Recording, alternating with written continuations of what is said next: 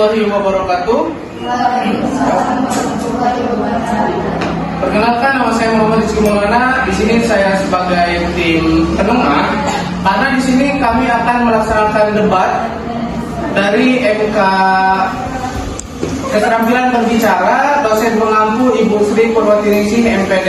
Nah, di sini kami melaksanakan debat. Saya sebagai penengah dan di sini ada tim pro dan di sebelah kiri saya ada tim kontra. Nah, pada kali ini kami akan membahas tentang kampus Merdeka. Oke, perkenalan dulu. Di sini tim pro ada Sofiani, Nazo Okasyani, Juliana Asif, Indriani, Lausia, dan Fatul Bahari. Nah, di sebelah kiri saya ada tim kontra. Yang pertama ada Ali Sasian, Hani Maulana Yusuf, Sutiauda Urba, Fitri Yati, Vanita Saharani, Siti Muminda. Nah, saya ingin bertanya kepada tim pro dan kontra, apakah sudah siap untuk melakukan debat beradu argumentasi? Siap. Siap? Nah, kita akan membahas tentang kampus Merdeka. Adapun pernyataan yang ingin saya sampaikan, bahwa kampus Merdeka itu dirasa lebih baik daripada program-program sebelumnya. Dapat dipahami?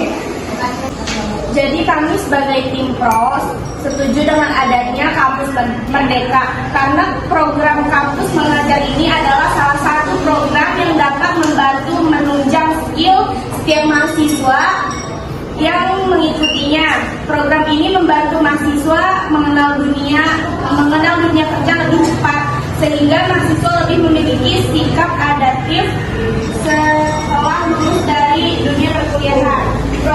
Program kampus mengajar juga dapat membantu mahasiswa memiliki banyak relasi dalam dunia pekerjaan yang dapat terperan sebagai koneksi mahasiswa dengan dunia kerja setelah lulus dari perkuliahannya. Jadi Yang setuju bahwa kampus Merdeka ini lebih baik daripada program-program sebelumnya. Nah, saya akan berikan waktu untuk tim kontra untuk menyanggah dari pernyataan tim pro tersebut. Kontra tidak setuju dengan adanya kampus Merdeka Belajar karena kampus Merdeka Belajar dinilai belum begitu matang dalam hal persiapan. Bukan menjadi suatu rahasia lagi bila program pendidikan selalu berubah-ubah sesuai dengan materi yang sedang menjabat. Maka dari itu program Merdeka Belajar ini dikhawatirkan akan berganti lagi bila materi yang menjabat akan berganti. Nah, selain itu program Merdeka Belajar ini juga masih seumur jagung usai dicetuskan oleh Menteri Pendidikan Indonesia. Merdeka Belajar masih perlu dilakukan pembaruan dan riset yang lebih dalam untuk menerapkannya.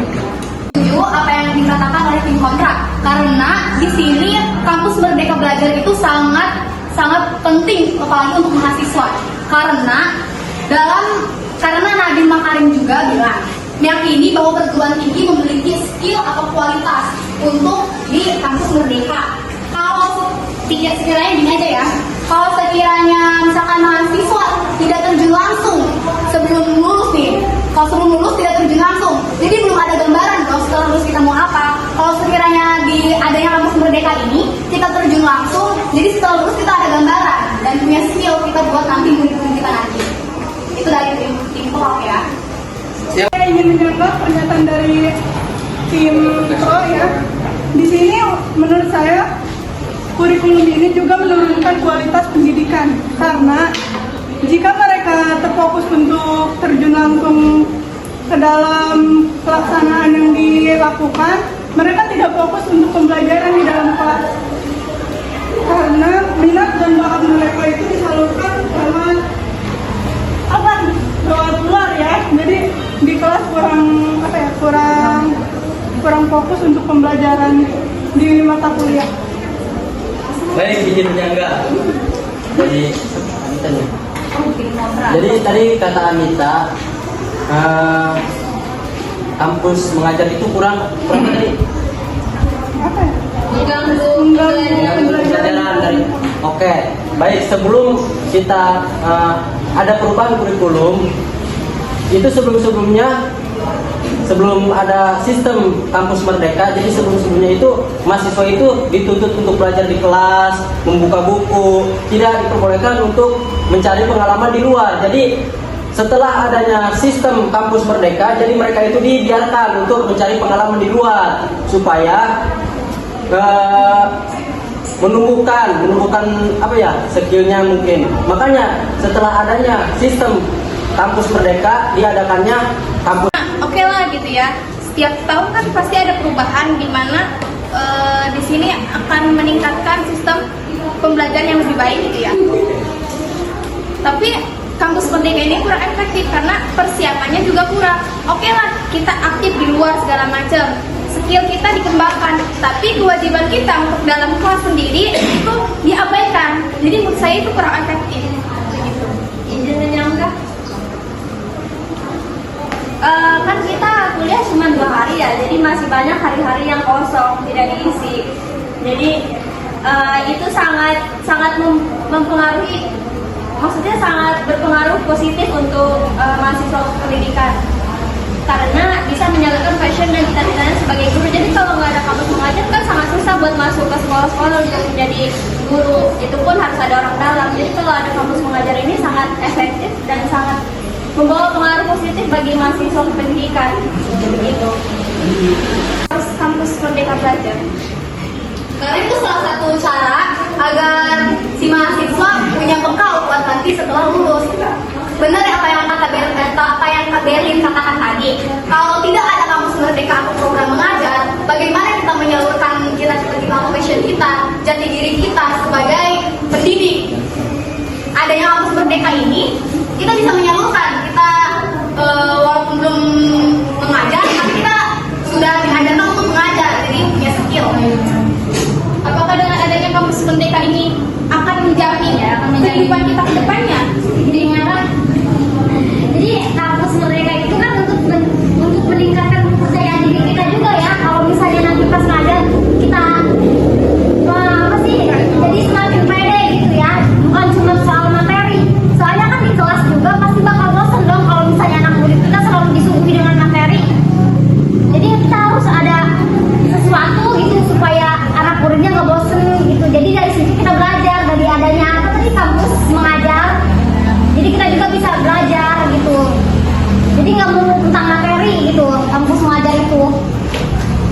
Baik, saya bisa menjawab.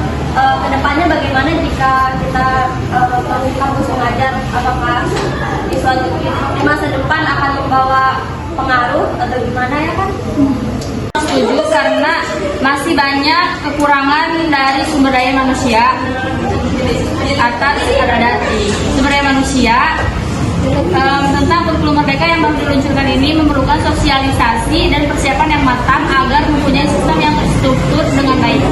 Selain itu, kurikulum ini juga memerlukan sumber daya matang kan, yaitu tenaga pendidik yang cakap agar pelaksanaan kurikulum dapat berjalan lancar. Dalam hal ini SDM yang tersedia masih kurang memadai gitu. Jadi mahasiswa yang kurang literasinya masih kurang. Jadi dalam memaparkan materinya juga masih kurang baik. Izin menyanggah dari ucapan dari yang dikatakan tim kontra. Katanya tadi kan sumber daya manusia dan kurangnya literasi. Nah, program kampus merdeka mengajar ini kan adanya di semester tinggi, contohnya di semester 5. Nah, kita udah punya bekal dong dari semester 1 sampai semester 4. Agar nanti pas kampus mengajar, pas kita semester 5 untuk terjun dari kampus mengajar, kita sudah mempunyai minat dan bakat kita itu apa, dan harusnya tidak kekurangan sumber literasi dong. Kan udah jangka waktunya juga udah lama, dari semester 1 semester 4 seharusnya kita sudah mempersiapkan untuk nanti kita akan terjun langsung ke kampus merdeka atau kampus mengajar. Itu dari saya. Ada lagi? Sudah. Jangan kan sudah deh. Silakan untuk tim kontra. Jadi pada intinya kami dari tim kontra tidak setuju dengan adanya kampus mengajar. Pokoknya tidak setuju. Pokoknya itu yang kami paham. Oke, terima kasih kepada tim pro dan tim kontra.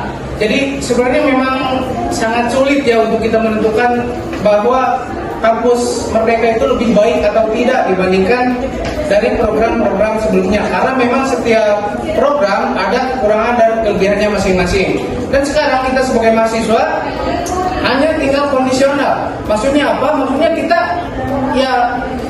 kita sesuai kondisi gitu. Karena ini adalah program pemerintah, kita tidak bisa yang kontra tadi tidak setuju. Berarti ini harus keluar dari program kampus mereka. Sedangkan kita sedang melihat untuk tim pro, mereka memang sangat setuju. Mungkin basicnya mereka memang ingin pengalaman di luar. Tim kontra memang basicnya ingin memperdalam materi, memperdalam apa sih ilmu-ilmu yang ada di kelas. Ya.